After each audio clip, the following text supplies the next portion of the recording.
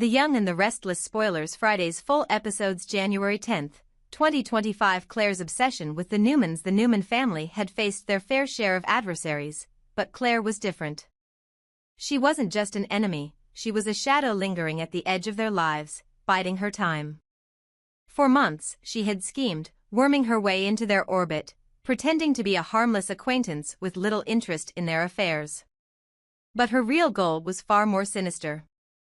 Claire wasn't after money or power, at least, not in the traditional sense. What she wanted was retribution, and to get it, she needed one thing: proof that Victor Newman, the patriarch of the family, had committed the ultimate crime. She was hunting for evidence that he had killed someone close to her in his murky, secretive past. Her vendetta had become all-consuming.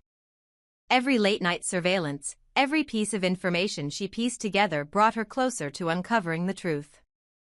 And now, standing in Victor's private office, with his safe open before her, Claire finally had it. The discovery: Victor's safe was a fortress, but Claire's persistence had paid off. Inside, she found documents, tapes, and photos that chronicled decades of deals, betrayals, and power plays. But amidst the chaos of paperwork, one envelope stood out. It was yellowed with age, sealed with a red wax stamp that bore Victor's initials. Claire's hands trembled as she opened it. What she found inside shattered her composure. A handwritten confession and a photograph, evidence that Victor had been involved in the death of her father. The photograph was old, black and white, but the faces were unmistakable. Victor stood over the lifeless body of Claire's father, a grim expression etched into his features. The confession was vague, but damning enough. Victor had orchestrated the events that led to the man's death to protect his empire. Tears streamed down Claire's face as she clutched the photo. Her father had vanished when she was just a child, leaving her with nothing but unanswered questions and a mother who drowned herself in grief. And now, she had the answers she had sought for so long. But they brought no solace, only fury. Her hands balled into fists as her tears dried, replaced by a burning hatred. "You took him from me," she whispered, her voice shaking. "And now, I'll take everything from you." Michael's dual allegiances. While Claire plotted her revenge, Michael Baldwin was working from another angle. A longtime ally of the Newmans, Michael had grown increasingly uneasy about Victor's unchecked power and the secrets he kept buried. But his motivations weren't born of malice. Michael had spent years protecting the Newman family, and he would do anything to ensure their safety, even if it meant investigating Victor himself. Michael's investigation took him deeper than he had expected. As he sifted through records and tracked Victor's movements, he found himself staring at a troubling pattern. People who crossed Victor tended to disappear. Businesses that threatened him crumbled overnight. And families that dared to challenge his authority? They seemed to suffer in ways that couldn't be chalked up to coincidence. But just as Michael began to piece together a clearer picture, he hit an unexpected roadblock. His search led him to the same revelation Claire had uncovered: Victor had been involved in the death of a man decades ago. The victim's name matched the father Claire had lost. The connection was undeniable. Michael's dilemma deepened. He knew Claire's vendetta would put the Newmans in danger, but exposing the truth could destroy the family from within. Torn between his loyalty to the Newmans and his own sense of justice, Michael decided on a precarious middle ground: he would shield the family while secretly investigating whether Victor's actions were justified, or if he truly was the monster Claire believed him to be. Claire's plan for revenge. Claire wasn't about to let Victor walk away unscathed.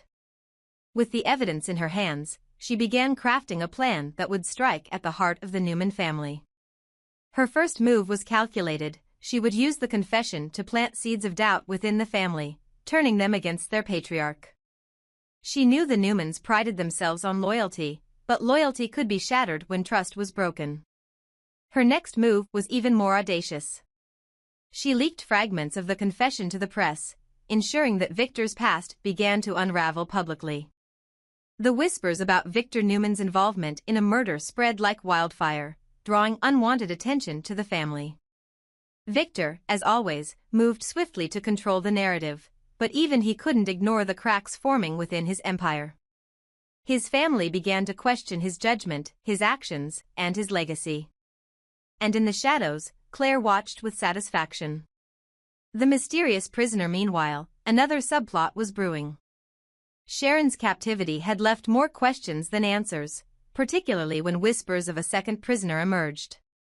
This mysterious figure, locked away with Sharon, had yet to reveal their identity.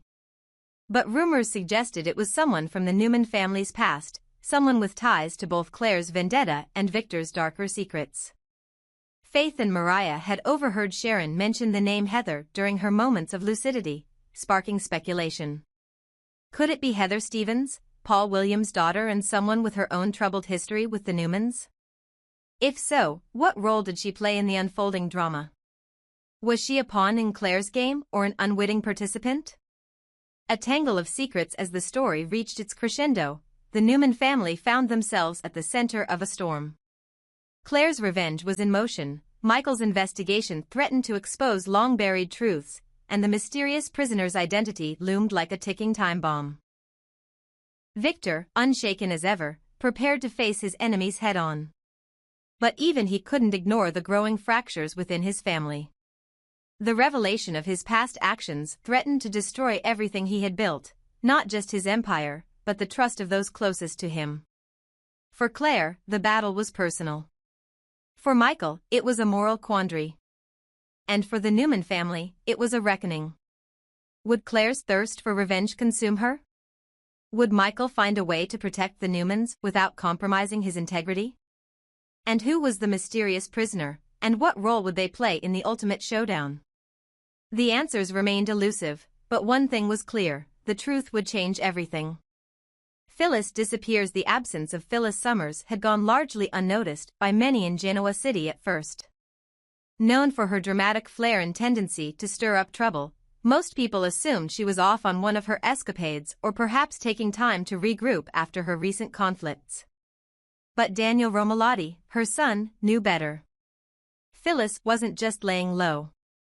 She was gone, completely off the grid. Calls went unanswered, her home was eerily untouched, and even her closest friends hadn't heard from her. For a woman as unpredictable and resourceful as Phyllis, this was out of character. Worried sick, Daniel did the only thing he could: he went to the police.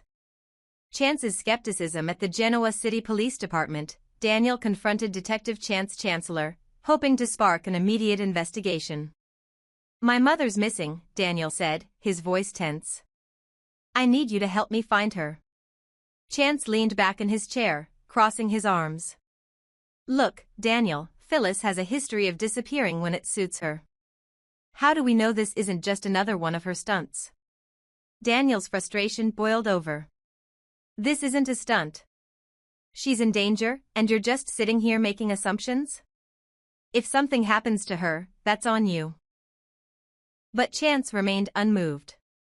"Until we have actual evidence of foul play, there's not much I can do. People disappear all the time for their own reasons, especially someone like your mom." This dismissive attitude infuriated Daniel. "Are you kidding me? This is my mother. If you're not going to do your job, I'll find someone who will." Chance didn't respond, but his lack of urgency was clear. His attention was already consumed by the ongoing investigation into Sharon's captivity, a case he believed to be far more pressing. Nick's priorities. Daniel turned to Nick Newman, hoping to find an ally. Despite their complicated history, Nick had always been a steady presence in Phyllis's life, and Daniel thought he might care enough to help. "Nick," Daniel pleaded, "you know my mom. You know she wouldn't just disappear like this. Please help me find her." But Nick was equally preoccupied. "Daniel, I get it. You're worried about your mom. But right now, my priority is Sharon. She's out there somewhere, and I need to bring her home." Daniel clenched his fists. "So, what? You're just going to ignore that she could be in real danger?" Nick sighed, his expression softening slightly. "It's not that I don't care, but I can't spread myself thin right now." "I'm sorry." This lack of support only deepened Daniel's sense of isolation and anger. His mother was missing, and it felt like no one else cared. Jack's support amid the chaos, Daniel found an unlikely source of comfort in Jack Abbott. Jack, who had a long and storied relationship with Phyllis, shared Daniel's concern. "Jack," Daniel said, his voice breaking, "I don't know what to do. No one is taking this seriously. It's like they've all written her off." Jack placed a reassuring hand on Daniel's shoulder. "Hey, listen to me. We're going to find her. Phyllis always has a way of landing on her feet, but if something's wrong, I promise you, I'll help you figure it out."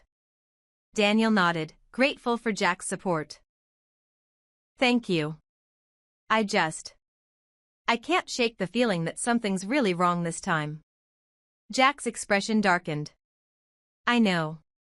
And if anyone can figure this out, it's us." "Where is Phyllis?"